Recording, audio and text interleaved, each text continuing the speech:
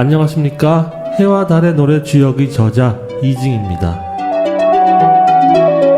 이번 동영상에서는 지난번 동영상에 이어서 뇌산 소각계의 두 번째 효사가 어떻게 춘추시대 초기 정장공이라는 인물과 연관이 되는지 해석해 보도록 하겠습니다.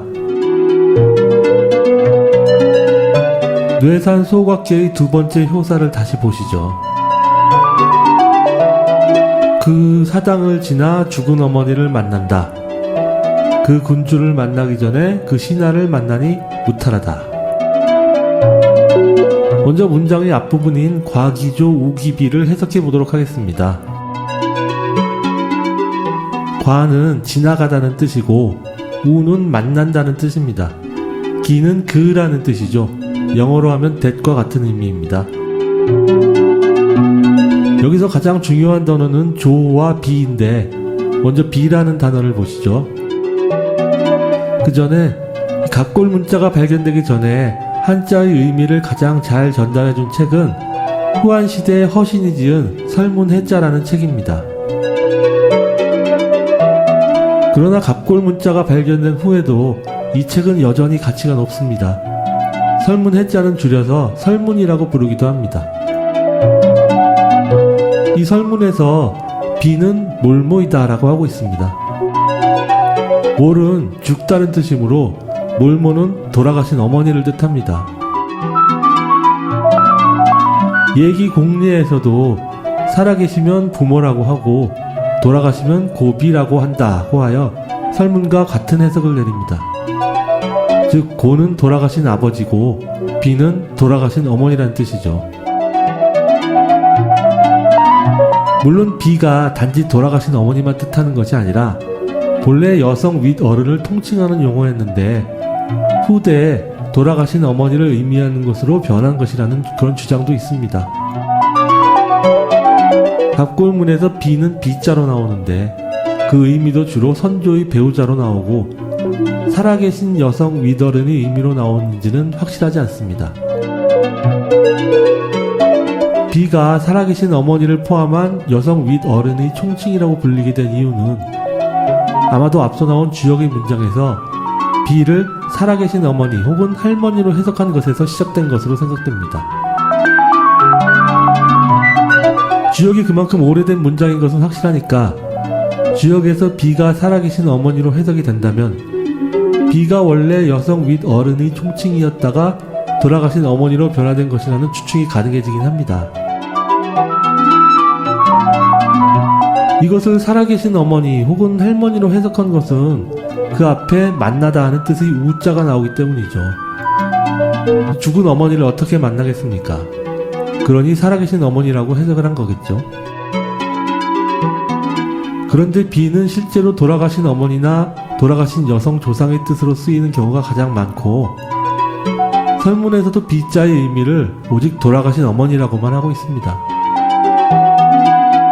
여성 윗어른의 총칭에서 돌아가신 어머니로 의미가 변한 것이건 돌아가신 여성 조상에서 여성 윗어른의 총칭으로 의미가 변한 것이건 주역의 우기비는 돌아가신 어머니를 만난다 라고 해석하는 것이 맞습니다. 그 다음에 조자는 할아버지나 조상의 의미로도 많이 쓰이지만 설문에서 조는 시묘라고 정의 내리고 있습니다. 시묘란 조상을 모시는 사당을 뜻합니다. 고로 설문의 단어 정의를 따라서 이 문장을 해석하면 그 사당을 지나서 돌아가신 어머니를 만난다는 뜻이 됩니다. 그런데 돌아가신 어머니를 어떻게 만날까요? 이것은 귀신을 보는 것이 아니라 돌아가신 어머니가 사실은 돌아가신 것이 아닌 이상한 상황인 것입니다. 어머니가 돌아가신 것은 아니므로 사당에 계실 리가 없으니 사당을 지나가서야 어머니를 만날 수 있는 것이죠. 이렇게 어머니가 살아계신데도 돌아가신 어머니라고 표현한 것은 정장공과 그의 모친에 관해 전해지는 이야기를 참고해 보아야 합니다. 이는 사마천의 사기 정세가에 나오는 내용을 참고해서 보겠습니다. 정장공의 이름은 오생이고 그는 부친 정무공과 부인 무광이 낳은 첫아들이었는데 무광이 정장공을 나갈 때 매우 힘들게 나와서 좋아하지 않았다고 합니다. 그리고 정장공의 동생은 이름이 단이라고 하는데 무광이 단은 수월하게 나와서 단을 총애했다고 전합니다. 그러나 부친인 정무공은 맏아들인 정장공에게 자리를 물려주었습니다. 그런데 모친은 정장공을 여전히 싫어하였고 동생인 단이 나중에 정장공에게 반란을 일으키는데 모친인 무광이 그것을 도와주기도 합니다. 그러나 동생은 반란에서 피하여 달아나고 그 반란을 도운 죄로 정장공은 모친인 무광을 성형이란 곳에 유폐시키면서 다음과 같이 말했다고 합니다. 황천에 가기 전에는 다시는 만나지 않으리라. 황천에는 두 가지 뜻이 있는데 하나는 지하에서 샘물이 나오는 곳을 뜻하고 다른 하나는 죽음 뒤의 세상, 즉 저승을 뜻합니다. 처음에 장공이 황천에 가기 전에는 다시는 만나지 않겠다고 맹세한 황천은 죽음을 뜻하는 말이었죠. 즉 죽기 전에는 다시는 만나지 않겠다는 말입니다. 그런데 세월이 흐르면서 정장공의 분노도 점차 가라앉고 처음이 마음이 약해졌는지 점차로 모친을 그리워하게 됩니다. 그런데 때마침 영곡의 고숙이라는 인물이 장공에게 공물을 바치자 정장공이 그에게 음식을 하사하였습니다. 이때 고숙이 말하길 신에게 모친이 있는데 군의 음식을 신의 모친에게 내려주시길 청하옵니다 라고 말하였습니다. 이 말을 듣고 정장공이 말하길 내가 어머니가 매우 그리운데 황천에 가기 전에는 만나지 않겠다는 맹세를 어기기는 싫으니 어쩌면 좋겠나 라고 말을 건넵니다. 이에 고숙이 말하길 땅을 파서 황천까지 파들어가면 만나볼 수 있을 것입니다 라고 하였습니다. 즉 황천을 사후의 세상이라는 의미가 아니라 실제 샘물이 나오는 땅속이라고 해석을 하고 지하 샘물이 나오는 곳에 가서 목치를 만나면 황천에 가서 모친을 만나는 것이 되므로 자신이 말을 어기는 것이 아니라는 뜻이 되는 것이죠. 그리고 정장공은 실제로 이 말을 듣고 황천까지 땅을 파고 물을 흐르게 해서 그곳에서 모친을 만났다고 합니다. 이렇게 황천에 사후세계의 의미가 있기 때문에 황천에서 모친을 만난다는 말을 주역에서는 죽은 어머니를 만난다고 표현한 것이고 그 어머니가 실제로는 살아계시므로 사당에 계신 것은 아니기 때문에 사당을 지나가서 만난다고 한 것입니다. 그 뒤에 나오는 불급기군 우기신에서 신은 신하이고 군은 신하가 받드는 군주입니다. 불급은 과와 반대되는 표현입니다. 과는 어느 지점을 넘어서 지나간 것이라면 불급은 그 지점에 미치지 못한 것입니다. 불급기군 우기신이란 그 군주를 만나기 전에 그 신하를 만난다는 뜻이죠. 그리고 맨 마지막에 오는 무군은 보통 무탈하다 혹은 허물이 없다고 해석을 합니다. 앞에 말한 사당을 지나서 모친을 만나고 군주를 만나기 전에 신하를 만나는 일들이 모두 무탈하고 허물이 없다는 뜻입니다. 앞에 문장에서 모친을 만난 것이 왜 무탈하고 허물할 것이 없는지는 이해가 어렵지 않습니다. 그런데 그 다음에 왜 군주를 만나기 전에 신하를 만나는 것이 무탈하다고 한 것일까요? 고대의 한 국가의 군주를 만나기 위해서는 반드시 신하를 거쳐서 만나야 했습니다. 요즘에도 고위직 인물을 만나기 위해선 비서실을 거쳐야 하는 것과 같습니다. 불급기군 우기신은 그러한 일반적인 국가 행정상의 절차를 말하는 것일 수도 있지만 보다 직접적으로는 군주를 시해하려는 사람이 군주에게 해를 입히기 전에 신하가 막아내서 무탈하다는 뜻입니다. 그렇게 해석하는 이유를 알기 위해서는 뇌산 소각계의 전체 주제 및 다른 효사들과의 관계를 파악해야 합니다. 일단 뇌산 소각계가 다루는 역사적 사건은 정장공과 그에게 반란을 일으킨 동생 단의 이야기가 위주입니다. 앞서 나온 모친의 이야기는 그 사건의 일부인 것입니다. 이 문장을 누군가 군주를 시해하려는 것을 신하가 앞서 나아가서 막는다는 뜻으로 해석을 하는 근거는 바로 이어지는 세 번째 효사에서도 나옵니다. 불과 방지, 종옥장지, 흉. 이 문장에서 불은 아닐 불자와 같습니다. 과는 선을 넘어서 지나가는 것이고 방은 막는 것입니다.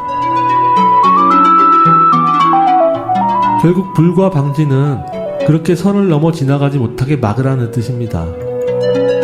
종은 이어서라는 뜻 혹은 뒤를 따라가서라는 뜻인데 여기서는 그 선을 넘어와서 그 뒤에 이어지는 사건을 앞으로 말하겠다는 것을 뜻합니다. 혹은 혹시라는 뜻이고 장은 죽이다는 뜻인데 설문에서는 타국의 신하가 와서 군주를 죽이는 것을 장이라고 한다라고 하고 있습니다.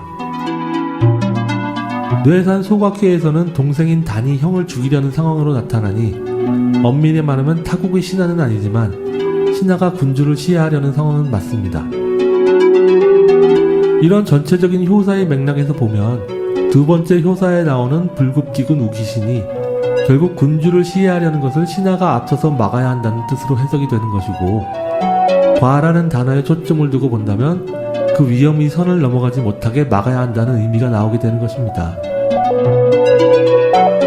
시간적으로 3효는 2효의 뒤에 이어지는 시간대이므로 두 번째 효사에서는 이렇게 군주에 닿기 전에 신하가 막아내므로 무탈하다고 한 것이고 이어지는 세 번째 효사에서는 그 선을 넘어서 신하가 군주를 시해하는 것이 성공하면 흉하다고 한 것입니다. 뇌산 소각계의 괴 이름인 소과는 조금 지나갔다는 뜻인데 이는 작은 차이를 두고 선을 넘어갔다는 뜻입니다. 지역에는 소각계 말고도 대각계도 나옵니다. 대과는 소과에 비해 큰 차이를 두고 선을 넘어간 것인데 대각계와 소각계의 실제 효사상에서의 차이는 대각계는 국가가 망하는 일까지 말하고 있다면 소각계는 국가가 망하는 지경까지 이르지는 않습니다. 즉 과란 넘지 말아야 할 선을 넘은 것을 말하는 것인데 이 넘지 말아야 할 선이란 것에도 작은 일과 큰 일의 구분이 있습니다. 지역에서는 그것을 소사와 대사로 구분지어 말합니다. 뇌산 소각계의 전체 주제를 말하는 괴사에도 소사에서는 가능하지만 대사에서는 불가능하다는 표현이 나옵니다. 가소사 불가대사가 그것입니다. 작은 일과 큰 일의 구분은 다분히 상대적인 면이 있으므로 누군가에겐 작은 일이 다른 사람에겐 큰 일일 수도 있습니다. 그러나 일반적으로 지역에서 말하는 소사는 가정의 일이고 대사는 국가의 일이라고 보면 됩니다. 고로 소사의 문제가 생기는 소각계는 동생과 형이 전쟁을 벌이면서 가정의 문제는 회복되기 힘들지만 정장공이 다스리는 정나라는 무탈하게 되는 것이고 대사에 문제가 생기는 대각계에서는 가정의 일을 넘어서 왕조가 멸망하는 이야기까지 나오게 되는 것입니다. 그런데 선을 넘는다는 것이 사실 조금만 넘어가는 소과도 결국 거기서부터 더 멀어지면서 크게 차이를 벌리는 일로 계속 이어질 수 있습니다.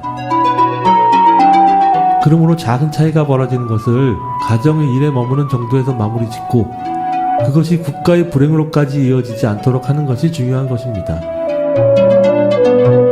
그래서 정장공이 모친을 유폐시켰다가 황천이라는 단어로 핑계를 대서 모친을 다시 만난 것도 선을 넘은 것을 작은 차이로 좁히려는 노력을 한 것이므로 무탈한 것이고 정장공이 반란을 일으킨 동생을 쫓아낸 것도 가정의 문제인 작은 차이가 국가의 흥망이 달린 큰 차이로 이어지게 하지 않은 것이니 무탈한 것입니다. 그러므로 비록 동생에게 무기를 겨누었다 해도 허물할 것이 없는 것입니다. 뇌산 소각계의 다섯 번째 효사는 정장공이 자신의 동생을 처벌한 일을 상징적으로 표현하고 있습니다. 공이 동굴에서 그를 주살로 쏘아서 잡다. 공익 취피 제혈. 이 문장에서 공은 정장공을 말하고 이는 정장공이 동생을 붙잡은 상황을 암시합니다. 이러한 선을 넘은 잘못을 작은 수준으로 유지하는 것은 가정의 일인 소사의 범위 내에서는 가능하지만 국가의 일에서는 그러한 작은 차이가 신하가 군주를 시해하는 큰 일로 곧바로 이어질 수도 있으므로 소각계의 괴사에서 이러한 작은 차이를 유지하는 것이 작은 집안의 일에서는 가능하지만 국가의 큰 일에서는 불가하다고 말한 것입니다. 그것이 가소사 불가대사의 의미입니다. 즉 가정에서는 용납될 만한 작은 차이도 국가의 대사에서는 쉽게 용납되어서는 안 된다는 뜻입니다. 그 말을 역으로 하면 국가의 일에서 용납될 수 없는 작은 차이라도 가정의 일에서는 가정을 지키기 위해 용납될 수도 있다는 말이 됩니다. 이렇게 봐야 왜 효사에서 처음에는 가정의 일을 말하고 이어서 국가의 일을 말했는지도 명확해지고, 가정의 일에서는 작은 차이도 가능하지만 국가의 일에서는 작은 차이도 용납이 안 되므로 가정의 일에서는 과라는 표현이 가능하고 국가의 일에서는 불급이라는 표현만 가능한 것이 이해가 가능합니다. 이렇듯 주역의 효사는 철저하게 계산되고 압축된 문장인 것입니다. 정장공의 동생이 반란을 일으킨 상황이 사기 정세가에선 다음과 같이 나옵니다. 단이 경에 가서 다스리기 시작하면서 무기와 군사를 갖추며 그 모친인 무강과 함께 정을 습격하기를 도모하였다. 22년 단이 결국 정을 습격하였고 무강이 안에서 응하여 도왔다. 장공은 군사를 보내 단을 정벌하였고 단은 달아났다. 경을 정벌하자 경의 사람들이 단을 배신하였다.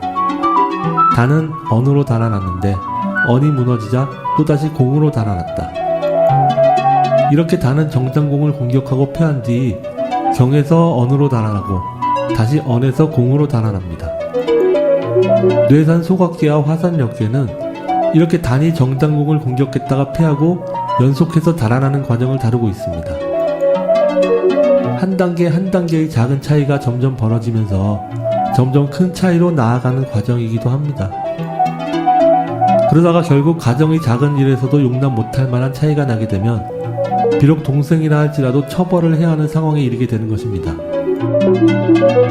마지막에 정장공이 동생을 어떻게 처벌하였는지는 역사 기록마다 차이가 있지만 주역의 효서에서 어떤 결론을 반영하고 있는지는 뇌산 소각계와 화산 역계에 반영되고 있습니다. 아마도 실제 그 당시 사람들에 의해 써진 주역에 나타난 상징적인 암시가 더 사실에 가까울 것입니다. 그 자세한 내용은 해와 달의 노래 주역 5권을 참고하시기 바랍니다. 그 밖에 왜 뇌산 소각계를 정장공의 이야기로 봐야 하는지에 대한 또 다른 근거는 그 앞에 나오는 풍택 중북괴를 참조해야 합니다. 그리고 주역에서 동주 시기의 역사를 다룬 다른 이야기들에 대한 근거들도 종합적으로 참고해야 주역의 효사 중에서 동주 초기 사건을 암시하는 기록들이 있다는 것을 확신하게 됩니다.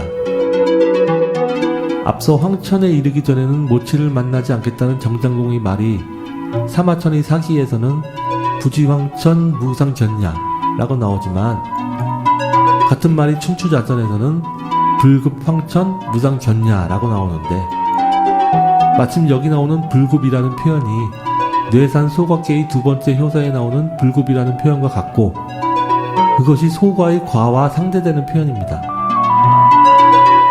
이는 단지 우연의 일치가 아니라 본래 연관이 있는 것입니다. 이러한 좌전이나 사기에 나온 역사에 관련된 문장과 주역의 연관성은 풍택 중북계에서도 나오는데 이번 동영상에서는 여기까지만 다루도록 하겠습니다.